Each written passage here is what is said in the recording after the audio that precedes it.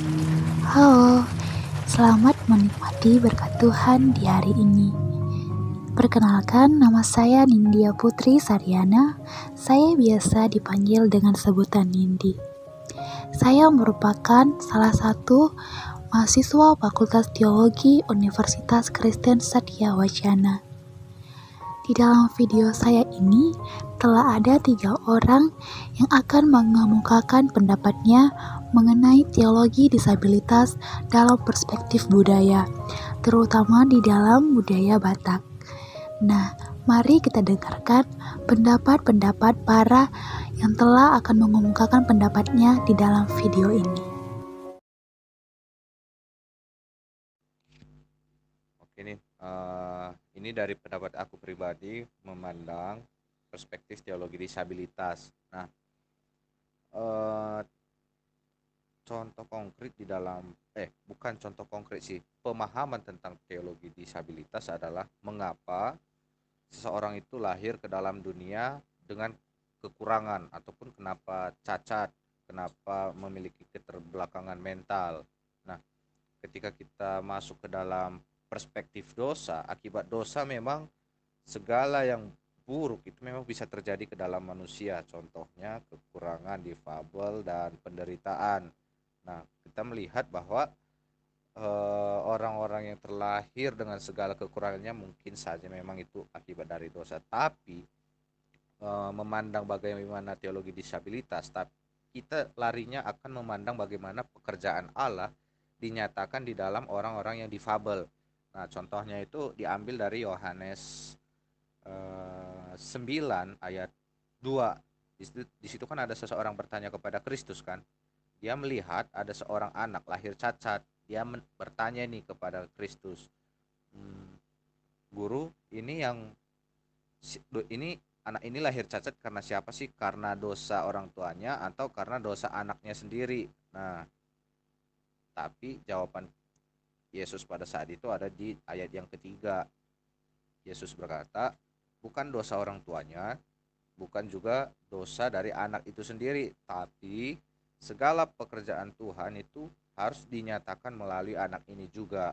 Nah, jadi gimana dong? Berarti ketika kita melihat seseorang terlahir cacat itu bukan berarti ada perspektif sebuah kutukan ataupun sebuah hukum timbal balik yang membuat anak itu cacat, tapi kita melihat implikasinya sampai dalam konteks zaman sekarang bahwa Tuhan itu mulia meskipun menciptakan seseorang dalam keadaan kekurangan, tapi kan kita melihat kan banyak orang-orang yang keterbelakangan mental tapi memiliki prestasi yang luar biasa. Nah, begitu kita melihat implikasinya, sehingga teologi disabilitas kita melihat pekerjaan Tuhan begitu luar biasa di dalam orang-orang yang difabel. Begitu juga di dalam perspektif budaya, khususnya orang Yahudi pada saat itu, di mana contohnya orang yang sakit kusta itu dikatakan orang yang kena kutuk karena menyembah berhala, sehingga orang-orang yang kena kusta itu kan dibuang kan. Nah, itu perspektif budaya pada saat zaman Yahudi. Tapi pada perspektif budaya kita sekarang kan ada mandat budaya tuh di dalam kitab Kejadian, bagaimana kita memelihara dan mengasihi sesama. Nah, berarti orang-orang yang begitulah yang harus kita wujud nyatakan, kita memberi kasih kepada sesama begitu. Karena Tuhan juga mengasihi orang-orang yang difabel. Begitu juga tugas dan tanggung jawab kita selaku manusia. Budaya kita budaya mengasihi meskipun di dalam kekurangan setiap manusia.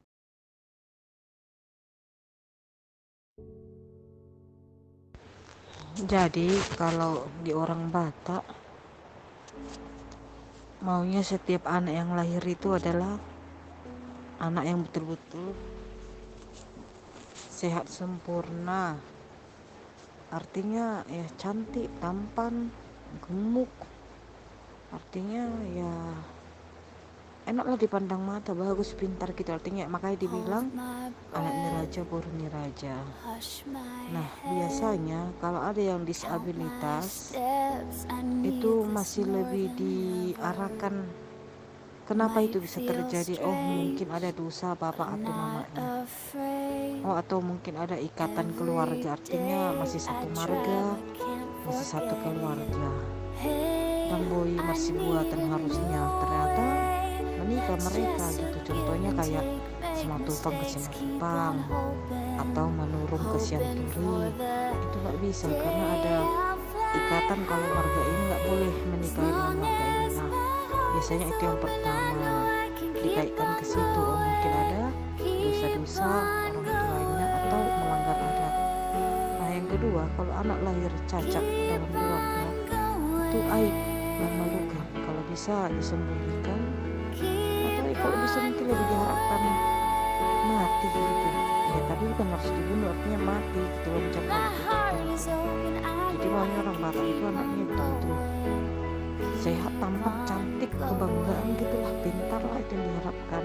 Dan kurasa semua orang yang mengharapkan anak seperti itu.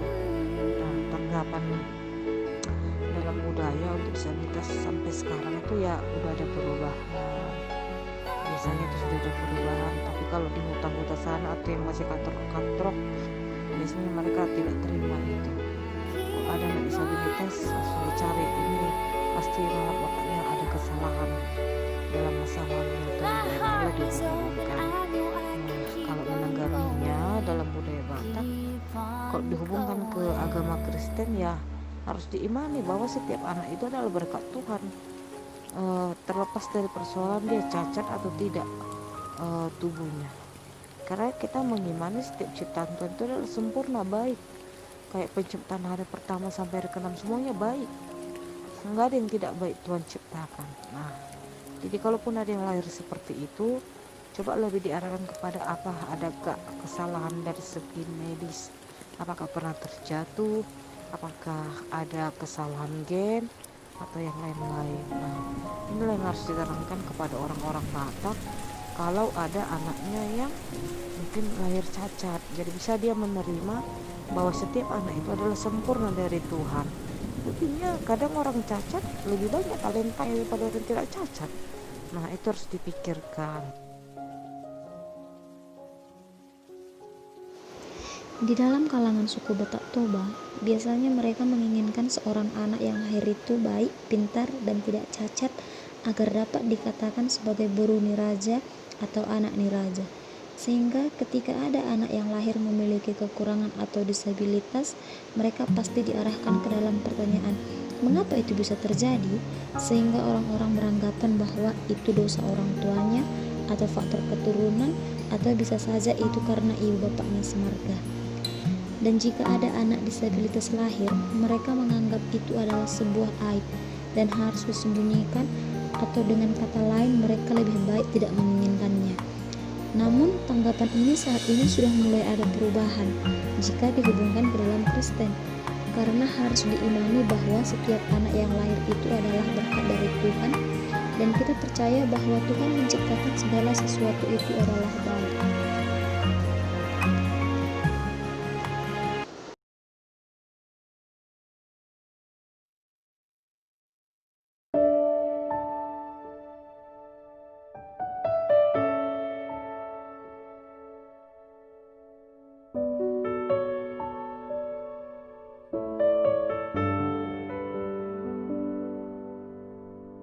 Dari sini saya ingin mengajak saudara-saudari sekalian dan teman-teman sekalian untuk saling bergandengan tangan dengan para kaum penyandang disabilitas, karena mereka juga sama dengan kita.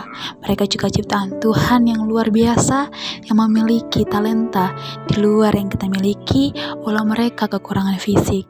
Jadi mari kita saling mengulurkan tangan dan bergandengan tangan untuk menggandeng saudara-saudara kita agar mereka tidak merasa tersingkirkan.